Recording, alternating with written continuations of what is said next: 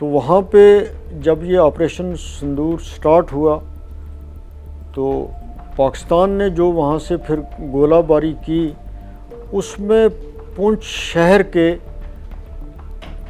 14-15 आदमी, 15 के करीब लोग जो हैं बेगुनाह लोग उस शेलिंग में मारे गए जो उस शहर पे गिरे वो। और मैं बता नहीं सकता आपको कि मकानों का कितना नुकसान हुआ वहाँ पे। एक मदरसे का नुकसान हुआ, गुरुद्वारे का हुआ, मंदिर का हुआ। पहलगाम भी चूंकि आपकी कॉन्स्टिट्यूएंट गांव की एक घटना होती है, टीवी पे खबर आती है, आपको कैसे मालूम चला? आपका रिएक्शन कैसा था? आपने पहुंचने की कोशिश की, क्या किया आपने? नहीं देखिए, मुनीर जो है वो जंग कर रहा है तो मेरी उसके बारे में कैसे बेहतर राय हो सकती है। अच्छा। मैं तो जब आपने पहला क्वेश्चन किया था, हाँ। मैंने तो तब भी कहा कि जंग से कुछ नहीं होता। हाँ। और मुनीर साहब को भी यही बात याद रखनी चाहिए कि जंग से तो कुछ निकलने वाला नहीं। वो किसी मसले का हल ही नहीं है, ना उसमें पाकिस्तान को कोई बेनिफिट है, बिल्कुल कोई बेनिफिट नहीं। ये तो एक बिल्कुल सामने बात है। आज जो पाकिस्तान से बात करने की बात है, पाकिस्तान के साथ बात करने के लिए महबूबा जी बोले, दूसरे बोले, मैं बोलूं, कोई बोले, लेकिन आज जो दिल्ली में है वो बात करने वाले हैं ही नहीं। तो अब वो जो मर्जी कहते रहे, कोई कहते रहे कि बात करो, लेकिन बात अब तो स्टैंड ही क्लियर है कि बात करनी ही नहीं। जब अगलों ने वीज़ा ख़त्म कर दिया, पाकिस्तानी सफारत खाने को निकाल दिया, अब तो पहले वो स्टेप्स देखे जाएंगे, उसके बाद बातचीत की बात आएगी, किसने मुतालबा किया था, किसने नहीं किया था। नमस्ते, भारत तक देख रहे हैं आप और मैं हूं ऋषिराज। दोस्तों, आज हमारे साथ कश्मीर में अनंतनाग के सांसद मियां अल्ताफ साहब मौजूद हैं। इनसे हम बात करेंगे देश की लोकसभा में हाल के दिनों में कश्मीर जो है वो बड़ा ही चर्चा के केंद्र में रहा। उसके पीछे कारण है, देश की राजनीति में भी कश्मीर की चर्चा होती रही। हालांकि वो एक अलग बात है कि कश्मीर का संदर्भ बहुत अच्छे खबरों के लिए नहीं आया। पहलगाम में आतंकी हमला होता है, जवाब में पाकिस्तान पर ऑपरेशन सिंदूर की कार्रवाई होती है, फिर लगातार कॉन्फ्लिक्ट्स बढ़ते हैं और कश्मीर के कुछ इलाके पाकिस्तान की गोलीबारी के जद में आते हैं। इसके बाद अब ऑपरेशन सिंदूर को लेकर लोकसभा में और राज्यसभा में चर्चा होती है और इन्हीं तमाम विषयों पर कि कश्मीर की दशा दिशा किस तरफ होगी, कहां जाएगी, इस पर बात करेंगे। मियां अल्ताफ साहब, बहुत स्वागत है आपका। शुक्रिया, आपने बुलाया। तो मियां अल्ताफ साहब का एक परिचय यह भी है कि नेशनल कॉन्फ्रेंस से आते हैं और चुनाव इन्होंने पीडीपी की चीफ महबूबा मुफ्ती को हराया। पीडीपी की चीफ महबूबा मुफ्ती का कश्मीर में एक बहुत बड़ा सियासी रुतबा रहा, ओहदा रहा। लेकिन मियां अल्ताफ साहब, आप उनकी तरफ उनकी जुबान में तो नहीं बोलते हैं, लेकिन आपने बड़े हल्के से बड़े भारी कद्दावर नेता को निपटा दिया अपने चुनाव में। नहीं, महबूबा जी बहन जैसी हैं। अब पॉलिटिक्स में ये हो जाता है। और मैंने उस इलेक्शन के दौरान भी या उसके बाद भी मुझे लगता है कि मैंने बहुत कम उनका जिक्र किया है। और उनके मामले में मैं अब भी ज़्यादा जिक्र करना नहीं चाहता। तो एक इलेक्शन था तो मैंने जीता। मैं अल्लाह ताला का शुक्रिया अदा करता हूँ और अनंतनाग, राजौरी, पुंछ के लोगों का शुक्रिया अदा करता हूँ। तो मियां अल्ताफ साहब, ये बताइए कि चुनाव जीतने के बाद कभी महबूबा जी से बात हो पाई कि नहीं हो पाई? नहीं हो पाई, उनसे बात नहीं हो पाई। अच्छा, तो खैर अब आगे बढ़ते हैं। तो कश्मीर में हाल में जो हुआ अल्ताफ साहब, हम कश्मीर की भी बात करेंगे। जो कश्मीर के मसले हैं, मसाइल हैं, आपके लोकसभा क्षेत्र में जो मसले हैं उस पर भी बात करेंगे। लेकिन हाल में जो कुछ हुआ, इसके इस तरह का हमला, चूंकि आपकी तो 4 पीढ़ियां राजनीति में रही है और कश्मीर में जब राजा का राज था तब से लेकर और अब तक, चूंकि आप अब मेंबर ऑफ पार्लियामेंट हो गए हैं, आपके जो बेटे हैं वो वहां पर विधानसभा में हैं, तो इस तरह का हमला कभी जहन में आता है कि इस तरह के ब्रूटल अटैक जहां धर्म पूछकर लोगों को टारगेट किया गया? देखिए, मैंने पार्लियामेंट में भी कहा कि इसके लिए तो अल्फाज ही नहीं है। ये इतना अहमकाना काम था, ये इतना ब्रूटल अटैक था कि इसके लिए अल्फाज ही नहीं कि इसकी कितनी मजम्मत की जाए। इससे पूरी इंसानियत का सर शर्म से झुक जाता है। और इस हमले ने पूरी दुनिया को हिला के रख दिया, पूरे बड़े सगीर को हिला के रख दिया। हिंदुस्तान तो बिल्कुल पूरा हिला ही, जम्मू कश्मीर भी हिल गया। और बहुत से लोग ऐसे हैं कश्मीर में जिन्होंने, मुझे लगता है कि कई दिन वो रात को सोए भी नहीं, और कई लोगों ने खाना भी नहीं खाया। ऐसा वाक़या जो मैं कहता हूँ कि जिसके बारे में कभी सोचा भी नहीं था कि इस तरह एक बीवी के सामने उसके खावंद को गोली मारी जाए, इससे ज़्यादा तो कोई भयानक चीज़ हो नहीं सकती। कुछ नहीं हो सकता, कोई चीज़ इससे ज़्यादा भयानक नहीं हो सकती, इससे ज़्यादा ट्रेजिक चीज़ कोई नहीं हो सकती। अच्छा अल्ताफ साहब, सवाल ये भी है कि आपका जो लोकसभा क्षेत्र है वो बॉर्डर इलाका है। आपने देखा कि जब भारत ने कार्रवाई की पाकिस्तान में, ऑपरेशन सिंदूर किया, तो पाकिस्तानी गोलियों से आपके भी क्षेत्र में अच्छा खासा नुकसान हुआ लोगों को? काफ़ी नुकसान हुआ, बल्कि ये कहर टूटा ही दोनों साइडों से। मेरी कॉन्स्टिट्यूंसी में आप जानते हैं पहलगाम भी अनंतनाग कॉन्स्टिट्यूंसी में ही आता है। तो उस वाक़े ने बहुत दिल दुखाया। पहलगाम जो पहले मशहूर था अपनी सियाहत के लिए, अपनी खूबसूरती के लिए, कश्मीर को जो जानता था वो उस पहलगाम को ज़रूर जानता था कि वहाँ पहलगाम भी है, और वो जाने की वहाँ पे कोशिश करता था। लेकिन अब पहलगाम, बदकिस्मती की बात है कि इस बात के लिए भी जाना जाएगा। जहाँ तक दूसरी साइड की बात है, रजौरी और पुंछ जो हैं वो बॉर्डर डिस्ट्रिक्ट्स हैं। बिल्कुल पुंछ का शहर जो है वो 3 साइडों से उस पे बॉर्डर है। इसी तरह मेंढर का इलाका है, रजौरी का इलाका है, बिल्कुल बॉर्डर के साथ मिलते हैं ये। तो वहाँ पे जब ये ऑपरेशन सिंदूर स्टार्ट हुआ तो पाकिस्तान ने जो वहाँ से फिर गोलाबारी की, उसमें पुंछ शहर के 14-15 आदमी, 15 के करीब लोग जो हैं बेगुनाह लोग उस शेलिंग में मारे गए जो उस शहर पे गिरे वो। और मैं बता नहीं सकता आपको कि मकानों का कितना नुकसान हुआ वहाँ पे। एक मदरसे का नुकसान हुआ, गुरुद्वारे का हुआ, मंदिर का हुआ। लेकिन ख़ास तौर पे 2 बच्चे मैंने देखे, उनकी वालदा, वो कोई एक 8 साल का था, एक 10 साल का, उनके वालिद की डेथ हो गई थी। ऐसे देख के आदमी का दिल जो है वो टूट जाता है। तो जो जानी नुकसान हुआ ना, उसका कोई मतबादल नहीं है।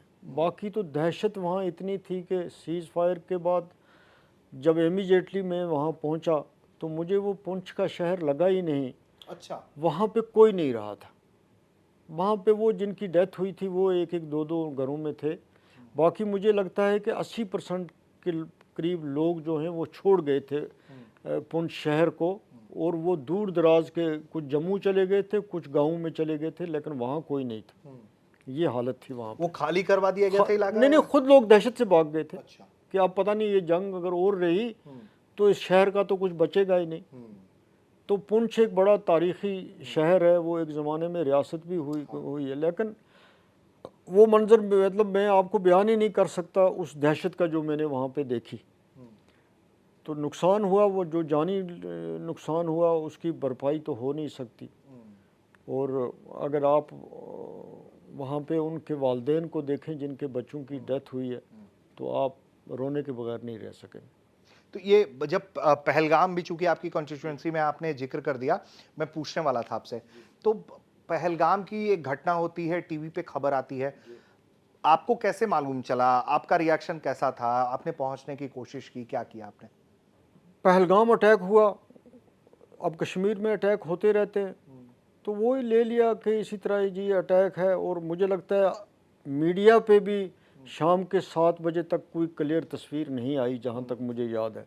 यही कि 2 आदमी मारे गए, 2 ज़ख्मी हुए, 3।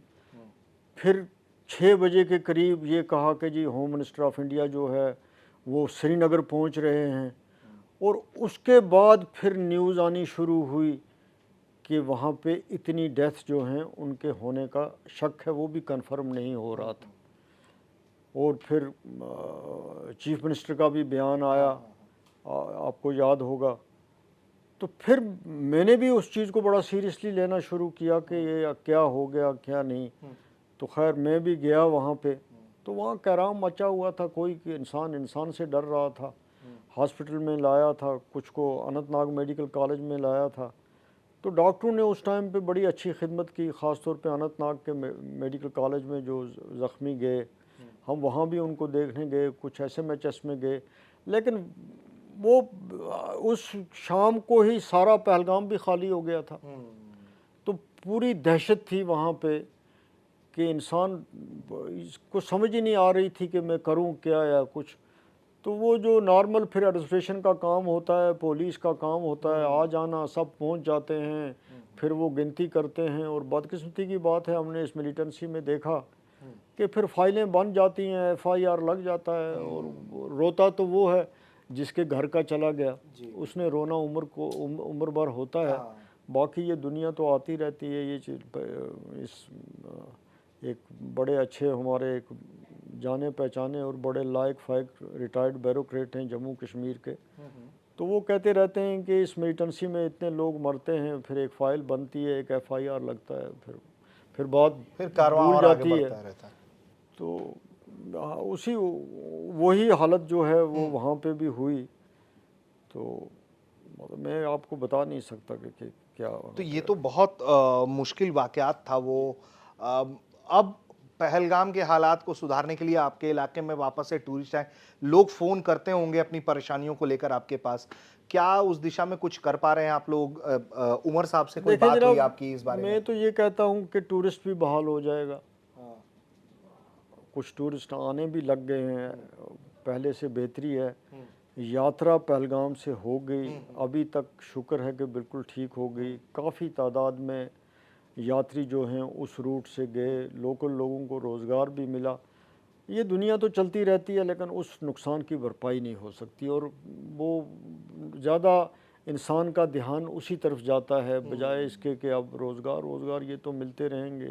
अल्टीमेटली वो हमने पहलगाम को पहले भी देखा है मिलिटेंसी में, जब वहाँ कोई एक भी नहीं होता था।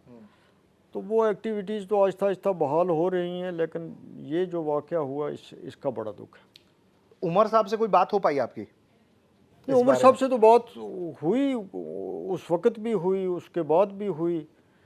तो उनसे तो वक्तन फ़वक्तन बात होती रहती है। ज़ाहिर है इससे हर आदमी जो है वो परेशान हुआ। जिसमें उमर अब्दुल्ला ने तो ज़ाहिर है ज़्यादा परेशान होना था बहैसियत चीफ मिनिस्टर, उन्होंने तो ज़्यादा परेशान होना था। अच्छा, तो थोड़ी राय मैं आपसे पाकिस्तान को लेकर जानना चाहता हूं। पाकिस्तान को लेकर दो तीन धड़े हैं कश्मीर के अंदर जो अलग अलग मुख्तलिफ राय रखते हैं एक दूसरे से। उसमें से एक धड़ा यह भी है जो पाकिस्तान से बातचीत के पक्ष में है। दूसरा धड़ा अब जो हम देख रहे हैं उमर साहब का या NC का, जो बहुत ज्यादा पाकिस्तान से बातचीत के पक्ष में नहीं है। शुरू में था, लेकिन जैसे ही ये इंडस वाटर ट्रीटी खत्म होती है, NC स्वागत करती है इसका, NC खुश है इस पर। महबूबा जी की पार्टी जो है वो कहती है कि पाकिस्तान से बात होनी चाहिए। अल्ताफ साहब क्या सोचते हैं?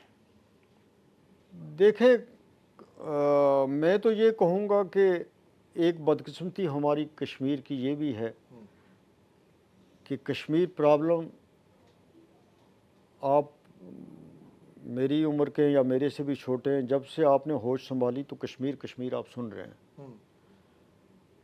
लेकिन वहाँ की जो कश्मीरी लीडरशिप है वो कभी यूनाइट कभी हुई नहीं है।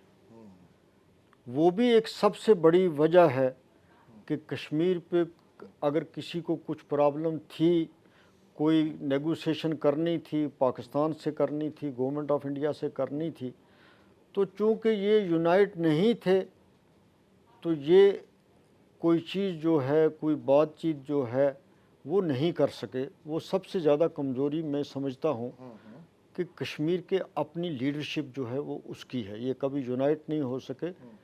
और आज जो पाकिस्तान से बात करने की बात है, पाकिस्तान के साथ बात करने के लिए महबूबा जी बोले, दूसरे बोले, मैं बोलूं, कोई बोले, लेकिन आज जो दिल्ली में है वो बात करने वाले हैं ही नहीं। तो अब वो जो मर्जी कहते रहें, कोई कहते रहे कि बात करो, लेकिन बात अब तो स्टैंड ही क्लियर है कि बात करनी ही नहीं। जब अगलों ने वीज़ा ख़त्म कर दिया, पाकिस्तानी सफारत खाने को निकाल दिया, अब तो पहले वो स्टेप्स देखे जाएंगे, उसके बाद बातचीत की बात आएगी, किसने मुतालबा किया था, किसने नहीं किया था। ये मेरी सोच है जी।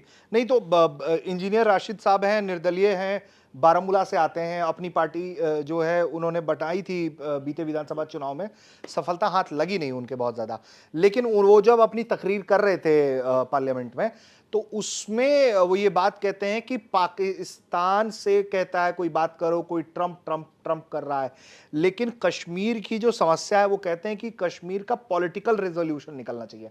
कोई आइडिया है आपको कि किस तरह की पॉलिटिकल रेजोल्यूशन की बात कर रहे हैं वो? देखें, इस वक्त ये इसका जवाब तो बेहतर इंजीनियर रशीद साहब ही दे सकते हैं। ये एक ऐसा सवाल है कि जिसका जवाब लीडरों के पास भी नहीं है। अच्छा। जो कश्मीरी लीडर हैं उनके पास भी नहीं है कि स्पेसिफिक वो क्या हल चाहते हैं। वो किसी एक प्लेटफार्म पे ज्वाइंट हो जाएं, उनकी कोई एक आवाज़ बने, तो फिर वो गवर्नमेंट ऑफ इंडिया को आके कहें,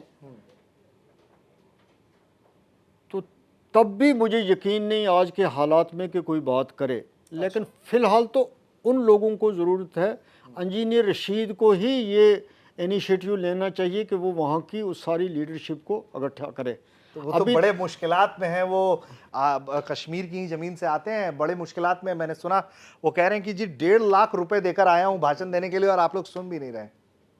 नहीं, उनको जेल से आना रहता है और उसका नहीं, खर्च वो बात उनकी ठीक है कि उनको 1.5 लाख रुपए का, मुझे उस सिलसिले में उनसे हमदर्दी है। उनके साथ ये ज़्यादती है 1.5 लाख रुपए में। ये एक डेमोक्रेटिक कंट्री है, हिंदुस्तान अपनी जमहूरियत के लिए पूरी दुनिया में मशहूर है। वो एक पार्लियामेंट मेंबर हैं, उनको आने देना चाहिए। लेकिन इंजीनियर रशीद को मैं ये कहता हूँ कि वो ये कम अज़ कम काम करे कि वो ही स्पेसिफिक रोड मैप बनाए और उसके साथ अपने चार को कैरी करे। तो वो कैरी करे, उसको सामने लाए, तो फिर जब हम भी वो पढ़ेंगे तो हम कहेंगे इंजीनियर रशीद आगे आगे, हम पीछे पीछे। तो अभी तक तो वो कोई ऐसा रोड मैप है नहीं, और जिसकी मैंने आपको बड़ा फ्रेंकली ये कहा कि इस वक्त मुझे उसकी कोई पॉसिबिलिटी भी दिल्ली में नहीं लगती। बीजेपी का या जो भी बीजेपी के लीडर हैं दिल्ली में, उनके रोल के बारे में, उनके ख्यालात के बारे में आप मुझसे बेहतर जानते हैं। तो या तो कोई फिर लीडरशिप पूरी सारे यूनाइट हो जाएं, कोई आके यहाँ बात कहें, और बात वो कहें कि जो फिर वो बीजेपी जो है या प्राइम मिनिस्टर अपने कद को देखते हुए, बैसियत प्राइम मिनिस्टर, वो कोई चीज़ जो है उसको उसमें से कंसिडर करें, और फिर उनको भी ये गारंटी दी जाए कि आगे से कश्मीर में अब ये चीज़ें नहीं होंगी। तो हम भी प्राइम मिनिस्टर से कहेंगे कि जनाब इनकी बात सुननी चाहिए। अब ये सारे इकट्ठे होकर ये राय दे रहे हैं कि आगे से वहाँ भी ठीक रहेंगे और यहाँ से भी दिल्ली भी ठीक रहनी चाहिए। लेकिन मियां अल्ताफ साहब, मैं यहाँ पे एक बात कहूँगा कि वो इंजीनियर साहब चूँकि जेल से हैं और जेल से ही आते जाते हैं, वो ये बातचीत सुन नहीं पाएंगे। वो कभी उन्हें मौका लगा तो ये वीडियो दिखाऊंगा उनको मैं कि मियां अल्ताफ साहब कह रहे थे कि आप रोड मैप बनाइए और हम सब आपके पीछे पीछे चल पड़ेंगे। मुझे लगता है कि जैसे ही ये बात इंजीनियर साहब सुनते हैं वो कुछ और प्रतिक्रिया देते हैं, वो कहते हैं कि ये मुझे निपटा देना चाहता है। लेकिन मैं ये कहता हूँ ना, जो बात करने के लिए कहते हैं, देखें ना, मैं आपको बताऊं बात है, उसके पास रोड मैप होना चाहिए कि नहीं होना चाहिए, मैं आपसे ही पूछता हूँ। बात सही है। फिर उसमें कैरी करने की कैपेसिटी होनी चाहिए। तो जब फर्स्ट रोड मैप है, फिर साथ कैरी करने की कैपेसिटी है।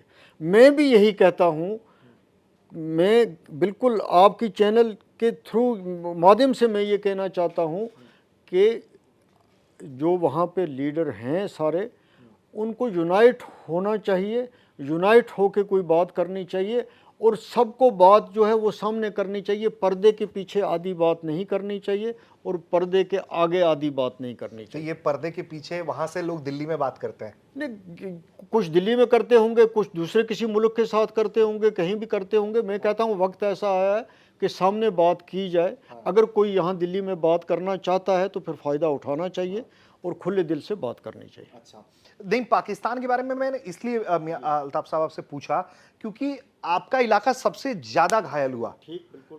और आप जब वहां के बाशिंदों से मिले, वहां के जब लोगों से मिले, वो रोना, उनके अपने का चले जाना, किस मुंह से आदमी वहां के इलाके से कहेगा कि जी हम पाकिस्तान से बात करेंगे? मैं आपको बताता हूँ ना कि वहाँ पे क्या हालत थी। फिर रजौरी डिस्ट्रिक्ट में आया। अच्छा, रजौरी की हालत, वहाँ 3 मरे।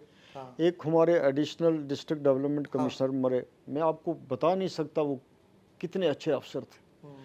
और इस ऑपरेशन में सिर्फ वही वाहिद शख्स था जो लोगों की खिदमत कर रहा था। तो क्या इंसान आपको बताए कि उसके घर की हालत क्या बताए, उसके बच्चों की हालत क्या बताए। तो इसी तरह और 2-3 मरे वहाँ से। फिर रजौरी के आगे नौशहरा आता है। नौशहरा के लोगों की मैं आपको बता ही नहीं सकता उनकी हिम्मत। हो ही नहीं सकती इतनी हिम्मत। उनको बॉर्डर से निकाल के नीचे कैंप्स में लाया हुआ था। अच्छा, रिलीफ कैंप्स में रखा हुआ था। मगर खुदा गवाह जी, मैं उनका हौसला देख के मैं हैरान हो गया था। अच्छा, मैंने कभी आज तक इतना हौसला मैंने कभी नहीं देखा। उनमें कितना सब्र था। वो किसी खाने के पीछे नहीं थे। उनको कोई लालच नहीं थी कि एमपी आ गया तो हमें उसने वो नहीं दिया, उसने ये नहीं दिया, उसने ये नहीं दिया। उनमें ये चीज़ ही नहीं थी। वो कह रहे थे कि जी ठीक है, ये मुल्क के लिए हो रहा है, हम यही चाहते हैं, हमारी दुआ यही है कि सीज़ फायर हो, लेकिन हमें बाकी किसी से कोई गिला नहीं है, कुछ नहीं है। हम बच गए, हम ऊपर वाले का इसी में शुक्रिया अदा करते हैं। हम एडमिनिस्ट्रेशन का भी शुक्रिया अदा करते हैं। तो ये उस मौके पे इतनी हिम्मत रखनी, जो घर से निकले हुए लोग हों, ये भी आपको वहीं के लोग मिलेंगे और कहीं के नहीं मिलेंगे। अच्छा, जो लोग इसमें हताहत हुए, घायल हुए, उनको मुआवजा मिला मुआवजा मिला, इसमें कोई शक नहीं है। सबसे बड़ी बात यह है कि नौकरी भी मिली। जिनके मर गए घर वाले, एक आदमी को नौकरी मिली। बाकी कंपनसेशन के लिए तो मैंने वहाँ भी मुतालबा किया कि जो वहाँ के हालात हैं, जो वहाँ की टेरेन है, वो देख के वहाँ कंपनसेशन ज़रूर बढ़ना चाहिए। लेकिन जो इस वक्त तक गवर्नमेंट ने वहाँ पे किया, ख़ास तौर पे जो उनके लवाकीन को नौकरियाँ दे दी, वो एक अच्छा कदम है। और तो उससे ये लोग खुश हैं। सारे जितने भी हताहत हुए उनके परिवार में से हाँ, किसी एक को नौकरी मिल गई है। मिल गई है। और आप कह रहे हो कि मुआवजा की भी राशि थोड़ी बढ़ानी चाहिए। कितनी मकान मांग है कोई, अगर आप? नहीं, मैं तो कहता हूँ कि देना चाहिए। 5-5 लाख रुपए और ज़रूर देना चाहिए, क्योंकि उनके घरों की ऐसी हालत है। फिर लमसम में जो मकानों का नुकसान हुआ है, अब ये बड़ा मुश्किल होता है। जो इंजीनियर एस्टीमेट बनाता है उससे ज़्यादा ख़र्चा होता है। आज एक इलाका इतना पसमानदा है, वहाँ पे ईंटों की एक गाड़ी पहुँचानी भी इतना मुश्किल काम होता है। तो देना चाहिए। मैंने तो मुतालबा किया था कि जिनको आप जो कुछ दे रहे हो, जिनका भी नुकसान हुआ है, माइनर नुकसान हुआ है, उसको कम से कम आप 3 लाख रुपए और एक्स्ट्रा दे दो, ताकि वो अपने पूरे तरीके से अपने मकान को दोबारा बस सके, वहाँ रह सके, सब कुछ कर सके। तो मैंने परसों पार्लियामेंट में भी कहा है, वहाँ भी कहा है। अच्छा, तो ये तो खैर बात रही पाकिस्तान की। कश्मीर में जो कुछ हुआ हाल के दिनों में, अब थोड़ी सी मैं बात कर लेता हूँ एनसी की और कश्मीरी मसलों की। तो कश्मीर में जो सबसे ज़्यादा पहले मुद्दा गरमाया हुआ रहा, मैंने सुना हाल में जब रोहिल्ला साहब आप ही के पार्टी के हैं, और जब वो सदन में खड़े होकर कहते हैं, उन्होंने कहा कि फोर्स ने संदेह में ही घर उड़ा दिए। तो वो जो लाइन ले रहे हैं वो पार्टी की ही लाइन है, या रोहिल्ला साहब भावनाओं में बहकर भी बोलते हैं, या अब वो उमर साहब से थोड़ी मुख्तलिफ राय रखने लगे हैं और वो दिखने लगे? रूहुल्लाह साहब के मामले में जो बात आपने छेड़ी है, इसका जवाब सिर्फ 2 आदमी बेहतर दे सकते हैं। एक उमर अब्दुल्ला साहब हैं, कि रूहुल्लाह साहब हैं। अच्छा, वो दे सकते हैं। ठीक है। लेकिन वो जो लाइन उन्होंने ली, उससे आप अपनी राय रखते हैं या मुख्तलिफ राय रखते हैं उनसे? नहीं, उनकी राय जो है वो कहते हैं कि जो बेगुनाह लोग हैं उनके मकान जो हैं वो उड़ाए गए हैं, तो वाकई अगर वो बेगुनाह हैं, उनके मकान उड़ाए गए हैं, तो ऐसा नहीं होना चाहिए था। और फोर्सेस ये कहती है कि नहीं, इसमें ये हमने इसलिए उड़ाए कि जी ये इनके सिंपथाइजर थे या क्या था, जो कुछ भी है, तो उन फोर्स कहती है कि ये ग्रेड लिस्ट पे थे ये टेररिस्ट। कुछ ये वो ये कहते हैं और वो कह रहे हैं। हाँ। तो इसमें तहकीक की बात है, इसमें इन्वेस्टिगेशन बात की ज़रूरत है कि इसमें सच क्या है। अच्छा। हाँ, अच्छा, तो अब तो कश्मीर में स्टेटहुड का मसला है, नौकरी का मसला है, बहुत उछल रहा है, लेकिन स्टेटहुड का मसला अभी भी बहुत बना हुआ है। लग रहा है आपकी सरकार को दिक्कत होगी, जो आपकी वहां पे राज्य में सरकार है उसको दिक्कत होगी अगर ये नहीं कर पाएंगे आप। लोग बढ़ी हुई बिजली के दरों से भी थोड़े परेशान हैं। अनाज का जो सिस्टम है उसको लेकर भी बड़ी चिंताएं हैं कि चावल की वो किलो घट गए चावल मिलने, क्योंकि दूसरी पॉलिसी लागू हो गई। तो इस तरह की चीजों को लेकर क्या चल रहा है वहां पे? देखिए वहाँ पे लोगों को प्रॉब्लम तो है डेफिनेटली, इसमें कोई शक नहीं है।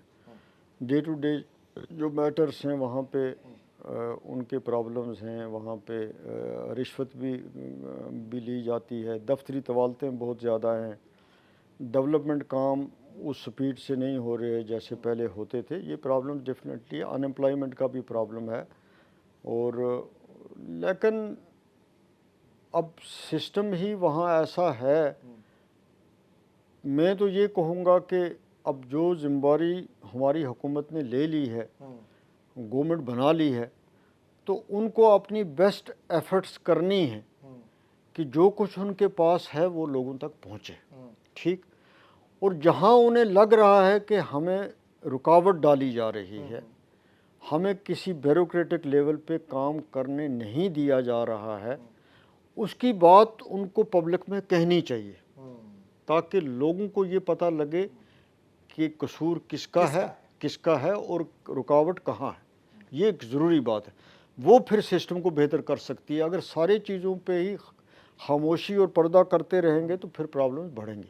तो ये आप उमर साहब को आप हमारे यहाँ तो राय दे रहे हैं, ये राय मशवरा निजी तौर पर भी आपने की है? मैं तो देता हूँ, मैं तो हर जगह ये कहता हूँ कि अब जिम्मे ले लिया है, जो आपके पास है, आपके कुलीग हैं, तो कोशिश कीजिए कि वो लोगों तक पहुँचे, और जहाँ आपको लग रहा है कि रुकावट है वहाँ उसको ज़रूर आप बताइए कि ये मामला इस तरह।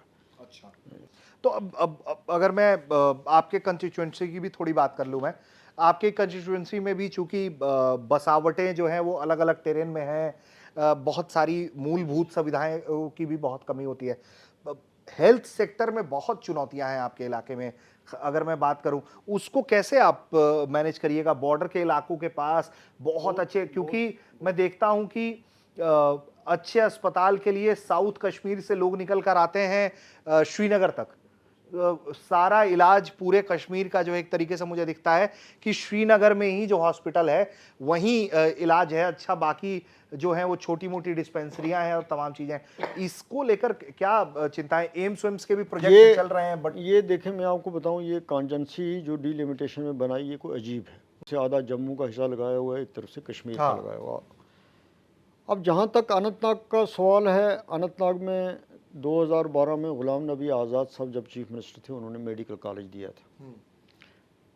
पिछले 1 साल से मैंने पूरी कोशिश की है एज मेंबर पार्लियामेंट कि वो कॉलेज अच्छे तरीके से फंक्शन शुरू करे। उसमें मुझे कामयाबी मिली है, और वहाँ पे अब कैथ लैब भी लग गई है, वहाँ के लिए MRI भी सेंक्शन हो गया है, बिल्डिंग्स भी वहाँ बन रही हैं। और ख़ास तौर पे अभी जब पहलगाम अटैक हुआ तो वहाँ के डॉक्टर बड़े अच्छे हैं, उन्होंने बड़ा अच्छा काम किया। उसके अलावा जो कश्मीर में इंफ्रास्ट्रक्चर है हेल्थ का, वो ठीक है, उतना ख़राब भी मैं उसको नहीं कहता। डॉक्टरों की ज़रूर कमी है, हम गवर्नमेंट को रोज़ कहते हैं कि डॉक्टरों की कमी दूर होनी चाहिए, और डॉक्टर जो है वो इन पोजीशन होने चाहिए इन सब हॉस्पिटल्स में, जो अनंतनाग और कुलगाम के हवाले से मैं बात कर रहा हूँ। फिर जो उसका दूसरा हिस्सा है रजौरी और पुंछ का, वहाँ भी आज़ाद साहब के ज़माने में ही 2012 में मेडिकल कॉलेज सेंक्शन हुआ था। वहाँ वो कॉलेज अभी तक पूरा फंक्शनल नहीं है, बॉर्डर एरिया है, रोज़ वहाँ प्रॉब्लम होती है, शेलिंग होती है, मिलिटेंसी है, वहाँ पे फैकल्टी की भी कमी है। फैकल्टी तो चलें, हर मेडिकल कॉलेज में कमी होती है। वहाँ अभी तक हॉस्पिटल नहीं बना है, वहाँ एमआरआई की फैसिलिटी नहीं है, वहाँ कैथ लैब की फैसिलिटी नहीं है।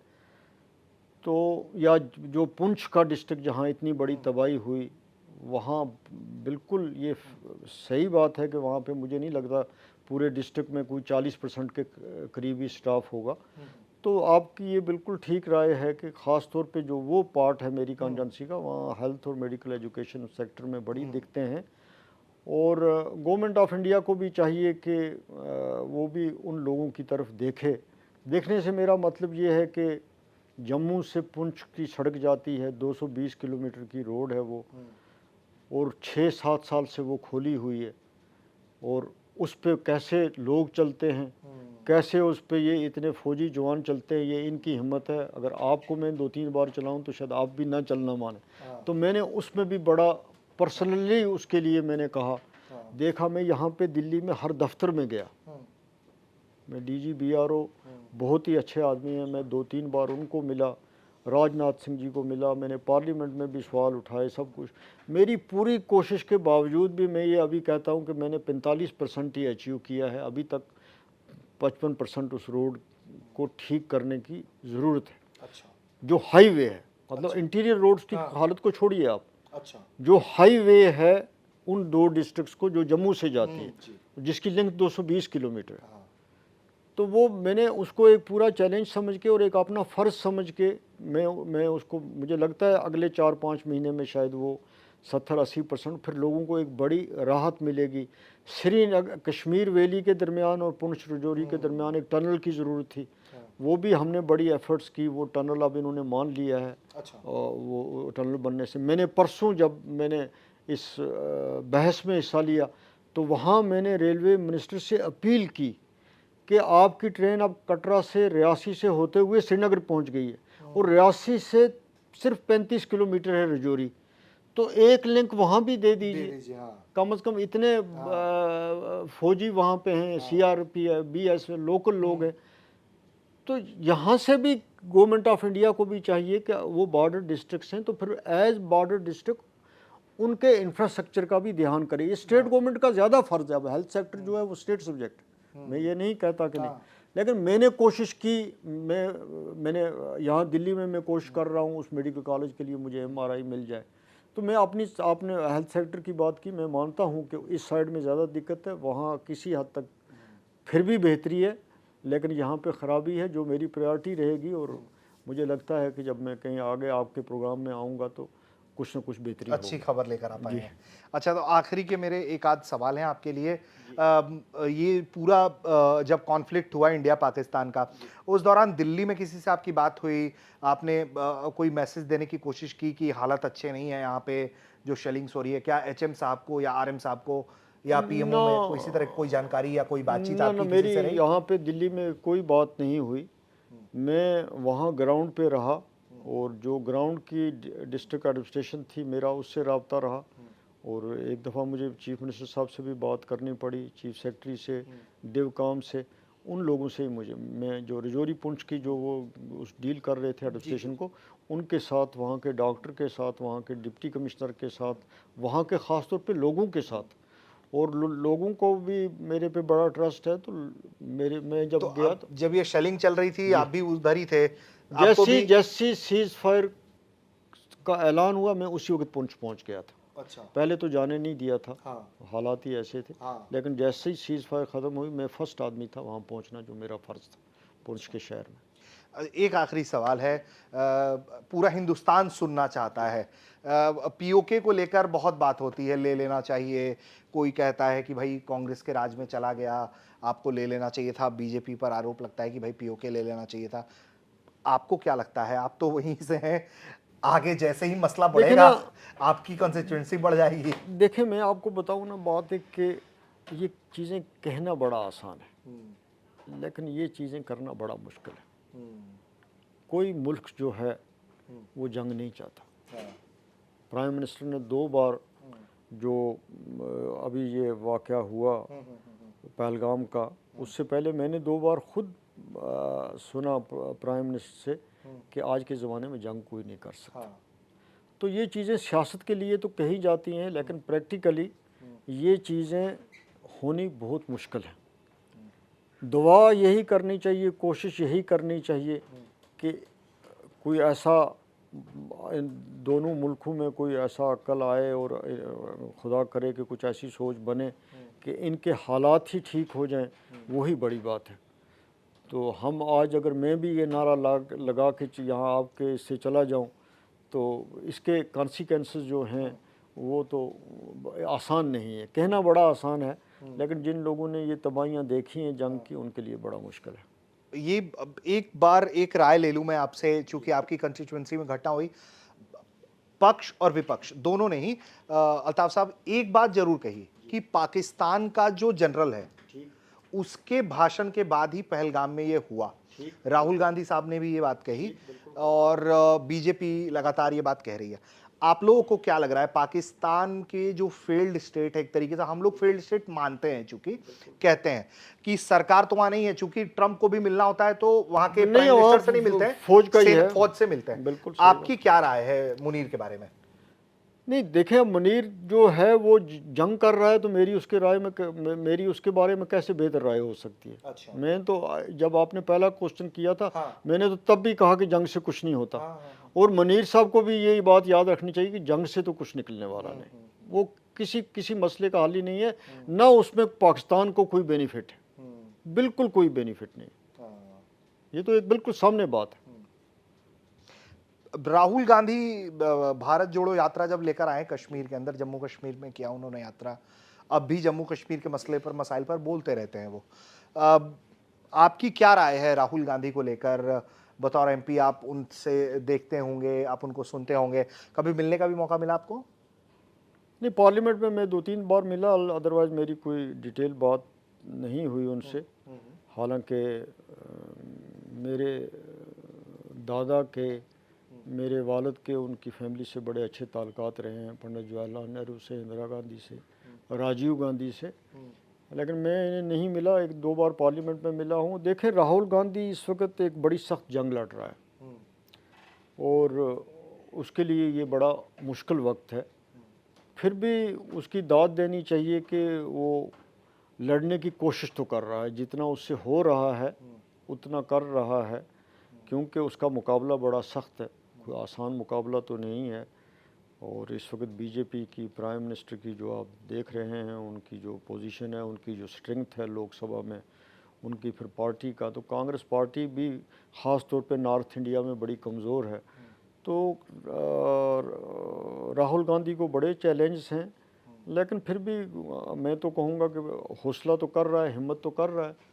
अब पॉलिटिक्स में ये चीज़ें होती रहती हैं, कभी अपोजिशन भी होती है, कभी रूलिंग पार्टियों में भी आते हैं। तो मैं तो देख रहा हूँ, मुझे पार्लियामेंट में भी तो जो कुछ उसने कहा ठीक ही कहा, मतलब जो पहले भी उसने स्पीच वगैरह की वो ठीक ही की। अब हैं मुश्किलात, उसके लिए बड़ी मुश्किलात हैं, इसमें कोई शक नहीं, लगे इससे ज़्यादा वो कुछ कर भी नहीं सकता जो कर रहा है। ठीक है, तो मियां अल्ताफ साहब आपने वक्त दिया, अपना बहुत कीमती वक्त दिया, आप पार्लियामेंट अटेंड कर रहे थे, वहाँ से आए हमारी गुजारिश पर बातचीत करने के लिए, तो आपका बहुत बहुत शुक्रिया। आपका भी बहुत बहुत शुक्रिया, आपने बुलाया, आपने यहाँ सारा हमें दिखाया भी। इस मुमलकत को हम सिर्फ उधर टीवी पे ही देखते रहते थे, आज यहाँ आके भी देखा। नहीं बिल्कुल। और तो मियां अल्ताफ साहब को सुना आपने, अनंतनाग पुंछ राजौरी के इलाके से सांसद हैं और पहलगाम इन्हीं की कंस्टिट्यूएंसी में आता है लोकसभा में। इन्होंने बताया कि किस तरह की तबाही त्रासदी इन्होंने पुंछ में देखी, राजौरी में देखी, जो बुनियादी मसले मसाइल हैं कश्मीर के अंदर, उस पर उन्होंने बात की। और बिल्कुल चूके नहीं ये बात कहने में, चूंकि एनसी से ही आते हैं, नेशनल कॉन्फ्रेंस से उनकी पार्टी है जम्मू कश्मीर के अंदर, तब भी वो ये बात कहने से नहीं चूके कि काम किया जाना चाहिए और जहां काम नहीं हो पा रहा है वहां चुप रहने से बेहतर है आवाज उठाओ। तो उम्मीद करते हैं कि आपको ये बातचीत पसंद आई होगी। आप देख रहे थे भारत तक।